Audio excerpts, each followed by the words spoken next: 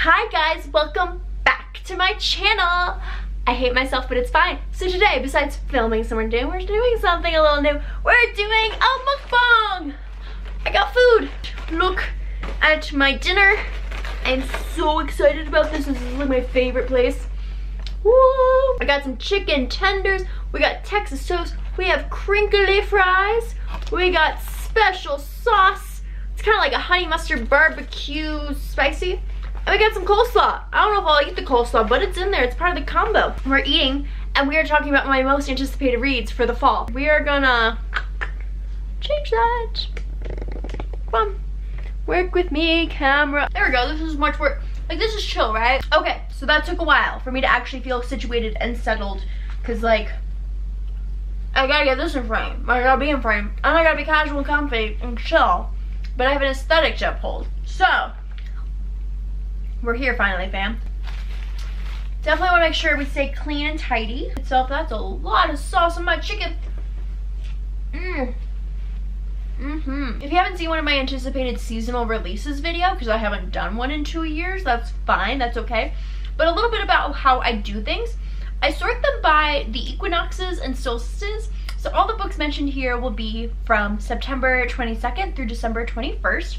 And then I'll be doing another video then. I will also be going through all these books in the order of chronological releases. So the things that are being released the soonest to the things that are going to be released last. And I'll also tell you a little bit about the book, but not much. And I'll also tell you how I feel, like if I'm going to buy it or not. The first book I am anticipating this autumn is An Absolutely Remarkable Thing by Hank Green, his debut novel. I've been watching him since high school, which is really aging me. He was starting out when I was in high school. Let's put it that way. I've not been like a very consistent nerd fighter, but I've definitely watched quite a bit and I've really enjoyed all this content. This book is coming out September 25th, and yes, I am buying it because I'm gonna actually see the author at an author event, so cool. Next, I'm also excited for Vengeful, which is the second book in the Vicious duology by V.E. Schwab. This book is also coming out September 25th, and I'm also gonna be buying it because I'm also meeting the author for the 4th time. So yeah, I'm seeing her for the 4th time, which is really cool that I've been able to meet her and talk to her so many times.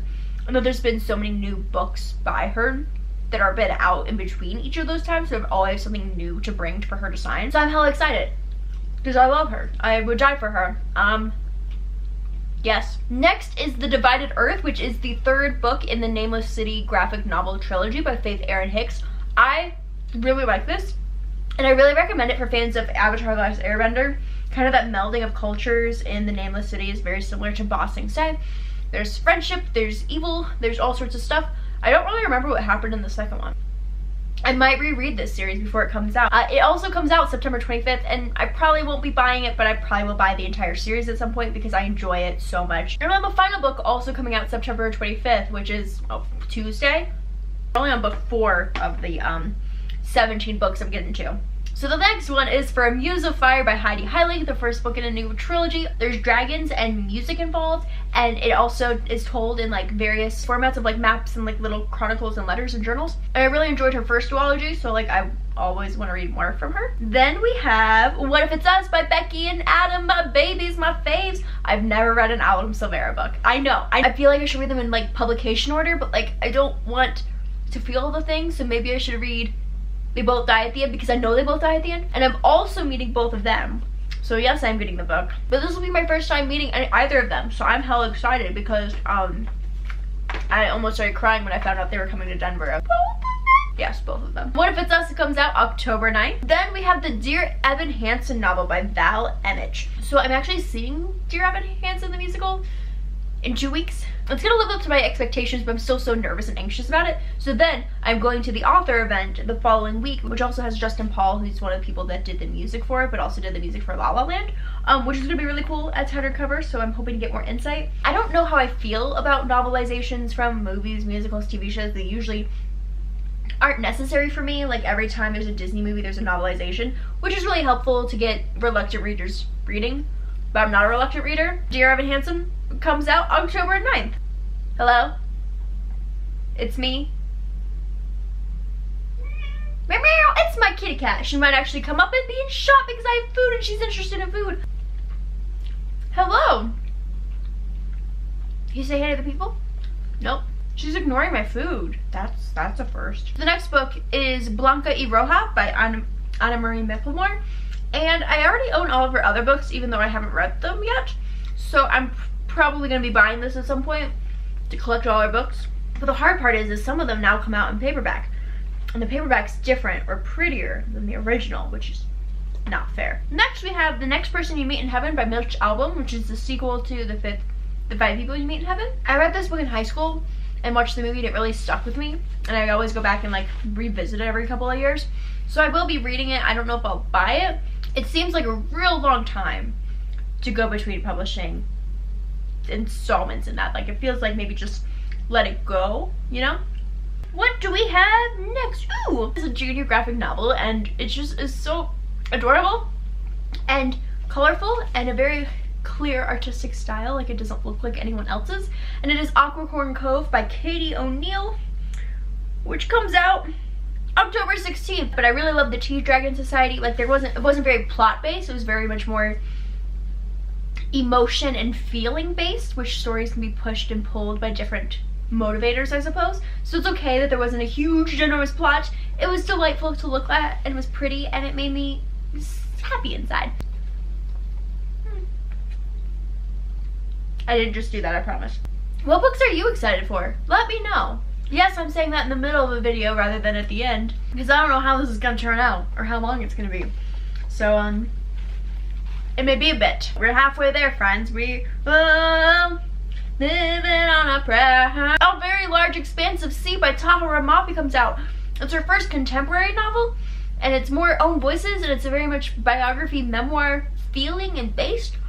And it has a gorgeous cover. Look at that. Look at the font pairing. It's so cool. It's so different. It comes out October 16th, and I probably will be buying it. Next is a book that I'm not sure when it's coming out for realsies, because, well, okay. So Goodreads is notoriously wrong, like all the time. Goodreads should just accept me as a Goodreads librarian without me even having to do an application to be a Goodreads librarian. Like, they should just like know that I know shit and just approve me. Just go ahead and promote me. And this book, the expected publication date is October 23rd. However, I've seen that it's been pushed back to December or later. I don't know, but it is the next installment in the Avatar: The Last Airbender graphic novel series. What a mouthful. It is called Imbalance Part 1 by Faith Erin Hicks, which you can notice was already on my list earlier. I really love her art style. I've read all of the recent Avatar and Legend of Korra comics. There's a couple of ones that were coming out while the show was out that I haven't quite gotten to, but they're on my list or on my shelf. So regardless of when this actually really does come out into the world, I'm anticipating it either way. Then we have Imagine Us Happy by Jennifer Yu, which touches on mental health topics, and the cover is beautiful and gorgeous. And I think I'm going to read it from the library first, and if I really, really love it, then I'll buy it. That's typically how it goes, as most of what I read is from the library, which, double-edged sword. That's a topic for another mukbang. Is it mukbang? Mukbang? Mukbang? And that book is coming out October 23rd. And then we have Lou by Jason Reynolds, which is the fourth and final book in the track series about these 4 kids with different backgrounds and inspirations all on a middle school track team, which like doesn't sound like awe-inspiring and jaw-dropping, but it's Jason Reynolds, so you know it's good. Like, I've already read 5 books by Jason Reynolds this year, and I just want to finish all of his like entire backlist, but I also don't want to be out of Jason Reynolds books to read, you know? Like, I want to always have one like ready to go or like left in the world. And I won't be buying this book because the audio is fantastic. And Lou is coming out October 23rd. Next is Girls of Paper and Fire by Natasha Young from the James Patterson imprint, which I haven't been a fan of other James Patterson imprint Jimmy books that I've read, which has just been one. But I'm more hopeful that with a uniquely personal own voices story, we'll get something a little bit better than the one I did read, which you can probably guess if you're familiar with his imprint. But this is just like my personal feelings about James Patterson as a writer and as a franchise. I'd say that James Patterson himself is a franchise. Like, anything he puts out will be popular. Lots of people want to write with him / write for him. All he needs now are like hats and like keychains, so to make him a real franchise. This book is fantasy, which I love. This book has a beautiful cover, which I love. And this book features women, which I also love. So yeah, it got me. And Girls of Paper and Fire comes out in November 6th, which is weird to be thinking about November. Also coming out that day is Kingdom of the Blazing Phoenix by Julie C. Dow. It's a sequel / companion to Forest of 1,000 Lanterns. I don't think we're gonna see more of like the point of view from like the character from the first book. It's gonna be more about like her antithesis, her antagonist, her enemy, her rival. I don't know how I feel about that. And they also did a cover change on me, bro. Which I do like the two covers, like the two new covers together, but now I'm not gonna buy any books of them until they're in paperback, which means I'm not supporting and helping the author, which stresses me out because I really like the snake of the first one. Whatever, it's fine.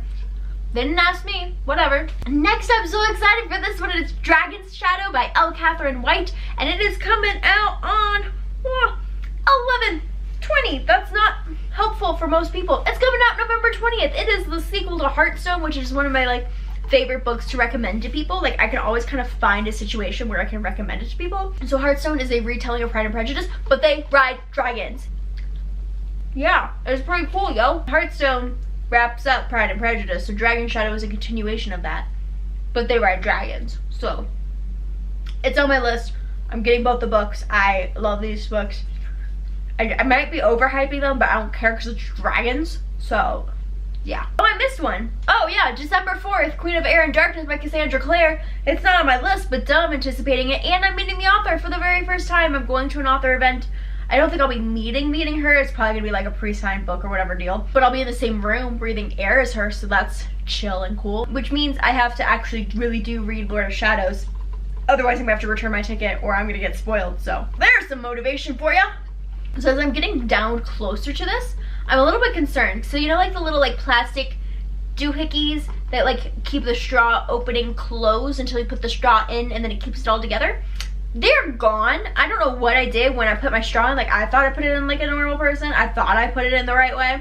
Obviously not. Obviously my entire life of putting straws in cup lids has failed me at this point because it all fell out like perfectly into like a perfect hexagon and they're gone. They're in my drink. There's the little plastic triangles. I mean, I feel like if I'd already gotten one, I would have noticed by now. So I'm just hoping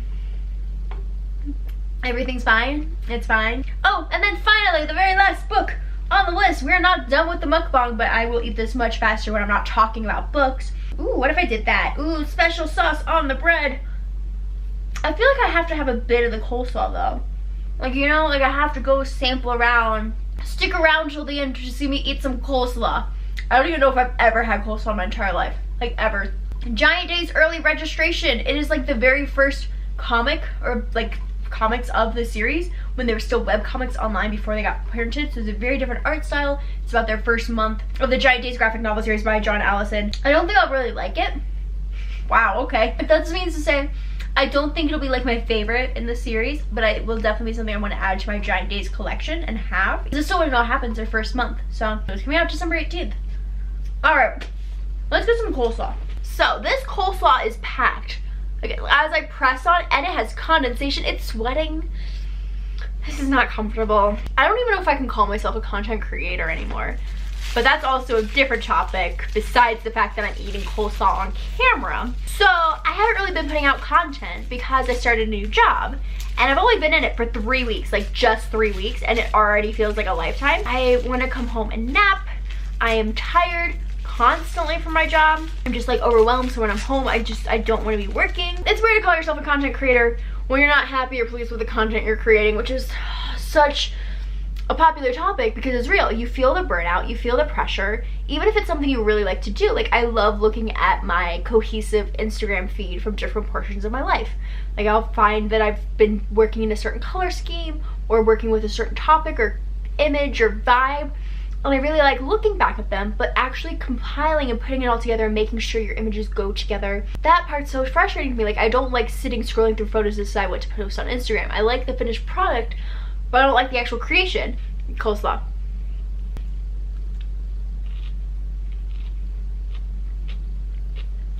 Why does it taste sweet? Coleslaw, according to the menu, is green and red cabbage in a creamy coleslaw special sauce. All the special sauces. I mean, it's fine, but I don't want to keep eating that. Like, I don't want to keep finishing. I will see you guys December 21st for the next installment in my anticipated releases mukbang series, because I'm going to do a mukbang each time. If you have any requests for what I should be eating, cool. I think that kind of wraps it up. And see you later. Bye.